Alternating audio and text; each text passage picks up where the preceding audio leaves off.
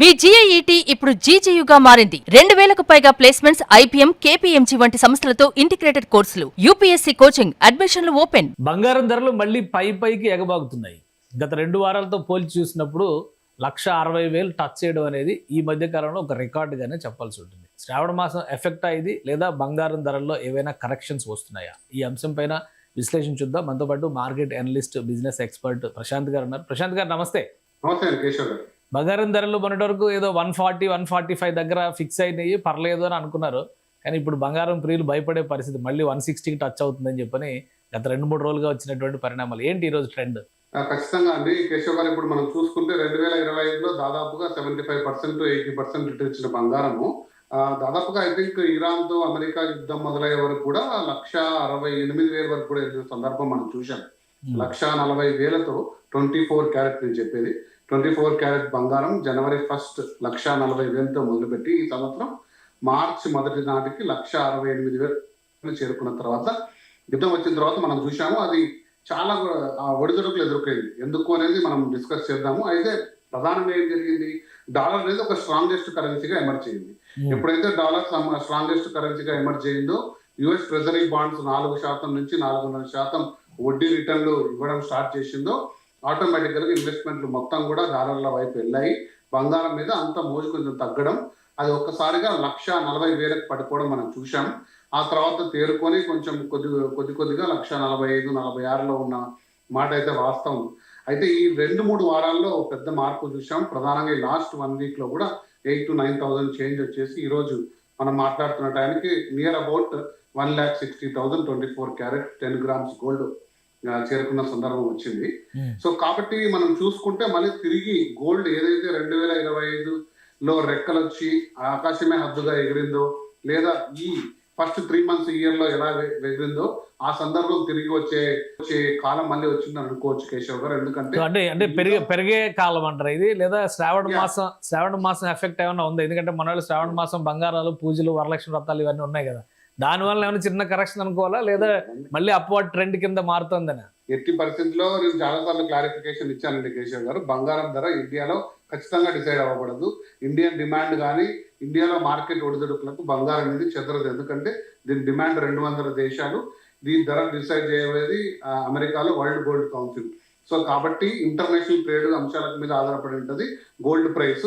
ఇండియాలో పలు ఊర్లలో 2-3 వేల రూపాయలు తేడాలు రావచ్చు, అక్కడ లోకల్ డిమాండ్స్, లాజిస్టిక్స్, ట్యాక్స్ బట్టి అదే కానీ ఇండియాలో ఉన్న డిమాండ్ బట్టి వరల్డ్ గోల్డ్ ప్రైసెస్ అనేది దాదాపుగా మారవు. కాకపోతే ఇది దేనికి సూచిక అంటే మనం డిస్కస్ చేసినట్టు ఇక నుంచి మళ్ళీ ఇది మనం అనుకున్న విధంగా 2 లక్షల వైపు పయనం సాగించి ఇయర్ ఎండ్కు 2 లక్షలు చేరుకోబోతుందా?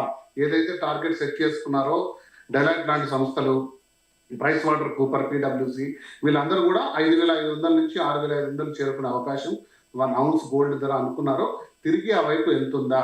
ఎందుకంటే సాధారణ పరిస్థితులు వచ్చేసాయి కేశవ్ గారు. మనం యుద్ధం గురించి ఎంత మాట్లాడినా అమెరికా, ఇరాన్ వైపు ఎక్కడో ఒక చోట అమెరికా డెఫినెట్ గా తమ యొక్క ఫెడ్ రిజర్వ్ రేట్లు కట్ చేయాల్సిన అవసరం ఉంది. ఇన్ఫ్లేషన్ అనేది తిరిగి తగ్గుముఖం పడుతుంది. కాబట్టి సాధారణ పరిస్థితులు నెలకొలాలి. ఎందుకంటే ఎకనామిక్ యాక్టివిటీ పెరగాలంటే ప్రజల చేతుల్లో డబ్బు రావాలి. ప్రజల చేతిలో డబ్బు రావాలంటే వడ్డీ రేట్లు తగ్గించాలి. వడ్డీ రేట్లు తగ్గించినప్పుడే మనలాంటి వాళ్ళు విరివిగా పర్సనల్ లోన్లు పెట్టి డబ్బు తీసుకోరు, మరి ఎకనామిక్ యాక్టివిటీ పెంచుతాం. కాబట్టి అలాంటి సందర్భం అమెరికాలో వస్తే ప్రపంచం అంతా కూడా తిరిగి నెక్స్ట్ బెస్ట్ ఇన్వెస్ట్మెంట్ ఏంటి? డాలర్ తర్వాత ప్రపంచంలో highest reserve currency American dollar, దాని తర్వాత బంగారం. సో బంగారం మళ్ళీ విరివిగా కొనడం మనము దేశాలు, ఇదొక వాస్తవం. అయితే తిరిగి బ్రిక్స్ దేశాలు, ప్రధానంగా చైనా, డాలర్ వెపనైజేషన్ అయిపోతుంది. దీన్ని అరికట్టాలంటూ ప్రధానంగా లాస్ట్ 2 years మనం చూశాము. ప్రపంచ దేశాల బ్యాంకులు విరివిగా కొన్నది, ఇండియా కూడా 50 టన్నులు కొనింది. సో కాబట్టి తిరిగి ఆ మార్గంలో వెళ్తున్న సందర్భం చూస్తుంటే బంగారం తిరిగి తన మునుపటి ఫామ్ను అందుకోబోతుందన్న అంచనాలు అయితే కనపడుతున్నాయి కేశవ్ గారు. కాబట్టి ఈ ప్రైస్ అనేది బంగారు ప్రియులకు, బంగారంలో ఇన్వెస్ట్ చేయాలనుకున్న వాళ్ళకు కూడా డెఫినెట్ గా ఒక అలర్ట్. ఇది ఒక ఇన్ఫర్మేషన్ మీరు కన్జ్యూమ్ చేసుకొని స్థిరంగా కూడా ఇన్వెస్ట్మెంట్ చేసుకుంటే అది మంచి రిటర్న్స్ ఇచ్చే అవకాశం కనబడుతుంది. రైట్. అక్కడ ఇప్పుడు ఎవరు ఊహించిన విధంగా వచ్చింది ఈ 2-3 రోజుల్లోనే కరెక్షన్. అలానే ఇదే ట్రెండ్ డిసెంబర్ నాటికి ఎంతవరకు వెళ్ళొచ్చు? మీరు 2 లక్షలు అంటున్నారు. 2 లక్షలు టచ్ చేయడం అంటే ఈ నియర్ బై ఒక నెల రోజుల్లోనో లేదో 10 రోజుల్లోనో జరిగేటువంటి ప్రక్రియ, డిసెంబర్ వరకు వెయిట్ చేసేటువంటి రేట్ అది? ఖచ్చితంగా కేశవ్, ఇది నా యొక్క అభిప్రాయం అనే అనాలిసిస్ అనే కాదు, నేను మల్టిపుల్ ఆర్టికల్స్ మనం చూసాము. బంగారం అనేది అంటే ప్రపంచ అనలిస్ట్ సంస్థలు కూడా ప్రధానంగా నెక్స్ట్ మార్చ్ టు సమ్మర్ లోపల 2 లక్షల నుంచి 2,50,000 వరకు కూడా అంచనాలు వేసిన సందర్భం ఉంది. సో డిసెంబర్ నాటికి 1,80,90 వరకు కూడా చేరుకోవచ్చు ఖచ్చితంగా స్థిరంగా. అంటే మళ్ళీ తిరిగి ఈ దాడులు ఏదైతే జరుగుతున్నాయో, ప్రపంచంలో యుద్ధ వాతావరణం తిరిగి తారాస్థాయికి చేరుకొని అనుకోని విధంగా ఏదైనా పరిస్థితులు వస్తే తప్ప బంగారం అనేది అప్రత్యాసంగా అది ఏదైతే సంవత్సరానికి మినిమం 20-24% గ్రోత్ రేట్ తో ముందుకెళ్లే అవకాశాలే కనబడుతున్నాయి కేశవ్ గారు. రైట్. వెండి పరిస్థితి ఏంటంటే, వెండి కూడా ఈ లాస్ట్ 2 months లో చూస్తే హైయెస్ట్ రేట్కి వెళ్ళిందని చెప్పి అంటారు. 2,60,000 ఈ రోజు ఉంది. వెండి పరిస్థితి మనం డిస్కస్ చేశాము. వెండి బంగారం దాదాపుగా పరిస్థితిలో సేమ్ అవుతుండొచ్చు, కానీ వెండిలో హెచ్చు తగ్గులు చాలా ఎక్కువ ఉంటాయి కాబట్టి మీరు ఇన్వెస్ట్మెంట్ చేస్తుంటే జాగ్రత్త. ఇదే రీతిలో మనం వెండిని దాదాపుగా 4 లక్షల వరకు చూసాం. 4,10,000, 4,20,000 వరకు చూసి ఈ రోజు మనం చూస్తే పరిస్థితుల్లో 2,20,000, 30,000 పడిపోయి మళ్ళీ స్థిరంగా 2,60,000 వచ్చిన సందర్భం ఉంది. వెండి అయితే ఖచ్చితంగా డిమాండ్ తరగదండి, ఎందుకంటే వెండికి ఇండస్ట్రియల్ నీడ్స్ ఉంది, ఎకనామిక్ యాక్టివిటీలో ప్రధాన భాగము. అండ్ వెండి కూడా మైనింగ్ చేసి తీసే సమయం కూడా లేదు, కాబట్టి వెండికి కూడా రెక్కలు వచ్చే సమయం ఉంది. దీన్ని కూడా బంగారంతో పాటు వెండి కూడా ర్యాలీ అవుతుంది, ఇంకా పెద్ద రేట్కే అవుతుంది వెండి కూడా. కాకపోతే ఎప్పుడన్నా కరెక్షన్స్ వచ్చినప్పుడు వెండిలో ఉన్న ఒడిదుడుకు చాలా పెద్దది. సో దాన్ని తట్టుకునే ఇది మీకుంది, లాంగ్ టర్మ్ లో హోల్డ్ చేసుకుంటాము అంటే. ఎందుకంటే చాలా మంది 3-3.5 లక్షలు పెద్దగా పెట్టుబడులు పెట్టారు, నాకు తెలిసిన మిత్రులు కూడా, వాళ్ళు కూడా హోల్డ్ చేసుకునే ఉన్నారు.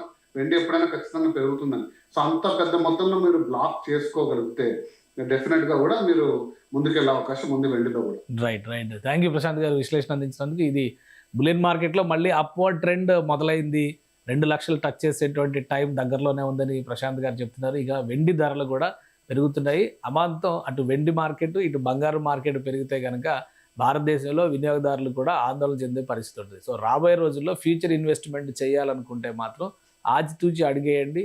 ఇంకా 2027 జనవరి మార్చి నాటికి ఖచ్చితంగా ఈ ధరలు పెరిగే అవకాశం ఉందని చెప్పని ప్రపంచ నిపుణులు కూడా హెచ్చరిస్తున్నారని ప్రశాంత్ గారు విశ్లేషిస్తున్నారు. ఇది స్పెషల్ డిస్కషన్. Keep watching.